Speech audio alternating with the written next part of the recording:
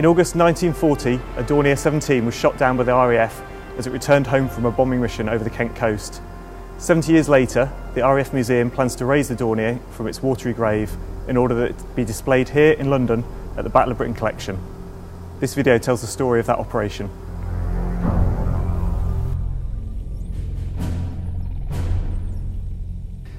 The aircraft in question was actually based at Saint-Tron, which is in Belgium, just east of Brussels. And on August 26, 1940, it was one of a formation of 9 Dorniers that were due to bomb Manston Aerodrome in Kent.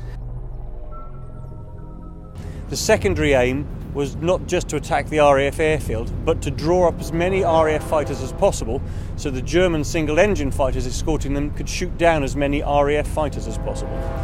What actually happened to the Dorniers was a formation of Bolt and Paul Defiants from 264 Squadron got in underneath the bomber formation and opened fire with their turret fighters.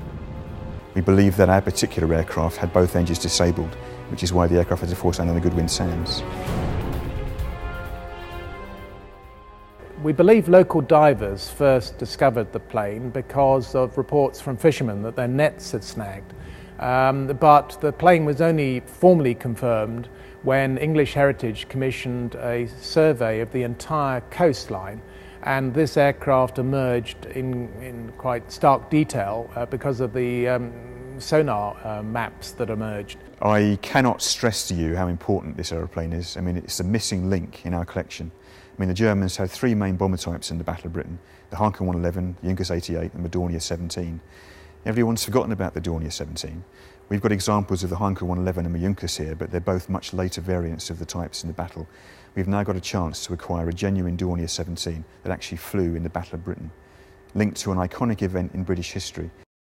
This is the Bolt and Paul Defiant, the type of aircraft we believe actually shot down the Dornier 17 on the Goodwin Sands.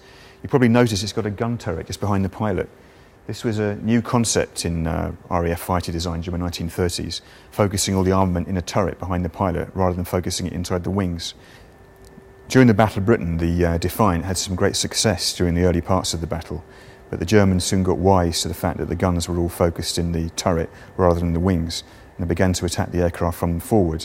From that point on, the Defiant suffered very, very heavy casualties. 264 Squadron at Westmoreland were the first squadron to be fitted with Defiants as a day fighter role.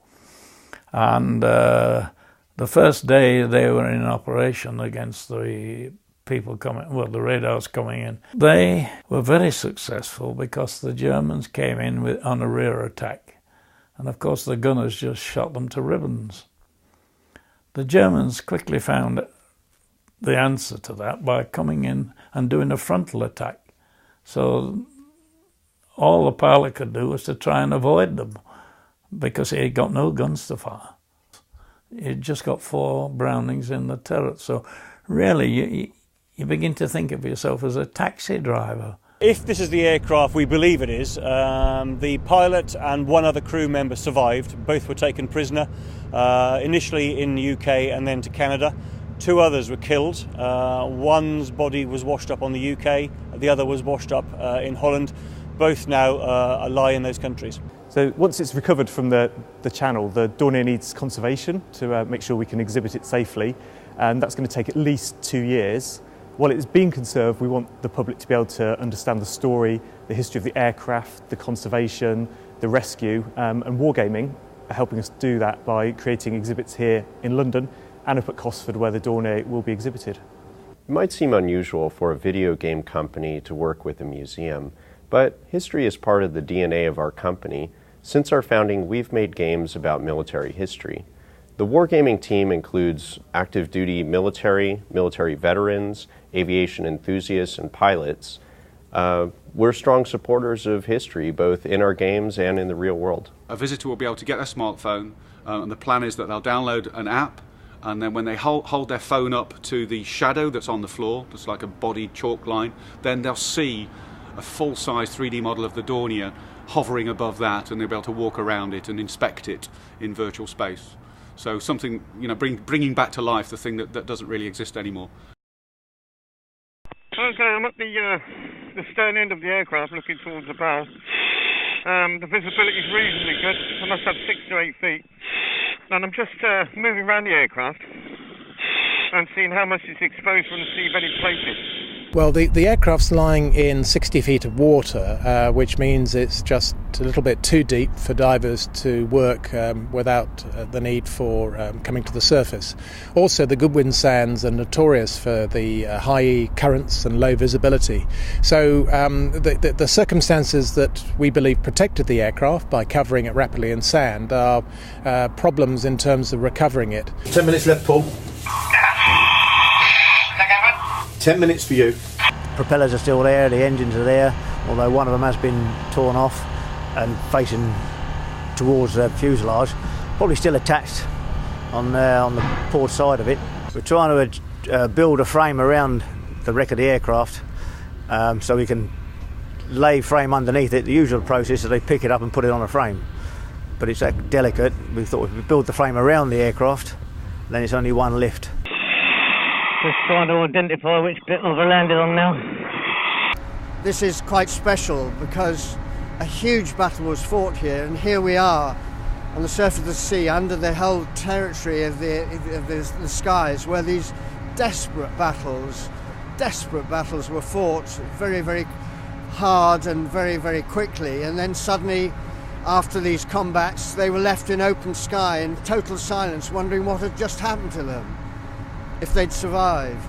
The good news is the aircraft's ready to lift, and if we can find a suitable weather window in the near future, we'll be back out and we'll raise the aircraft. Next step after we've recovered the aircraft will be to disassemble it on the shore here, and then we'll transport it to our conservation centre at Cosford. Throughout that process, though, we'll be keeping the aircraft wet and we'll apply a protective gel. The purpose is to keep oxygen away from the structure. The next stage is for us to build a visitors centre up at Cosford, so when people go, they'll be able to go and look at the polytunnels and find out a bit more information, and we'll be presenting a front elevation, life-size elevation of the Dornier, because obviously it's going to be quite some time before we can actually see the plane for real, because it needs to be conserved for about 15 months to 24 months, so it's going to be quite a long time before people can really engage with the object. The world's last remaining Dornier 17, flying, after a fashion, for the first time in over 70 years. Badly corroded, upside down, and its fuselage twisted, but recognisably an aircraft. There's no denying the plane's in a pretty rough state, but what's remarkable is how much of it has survived. The undercarriage, for instance, with the tyres still fully inflated. The engines have fallen off, they're still on the sea floor and they'll be picked up tomorrow. But look, here's one of the propellers in remarkably good condition, and in the hub there's even some of the original 1940s grease. The salvage attempt has been dogged by bad weather and some bad luck.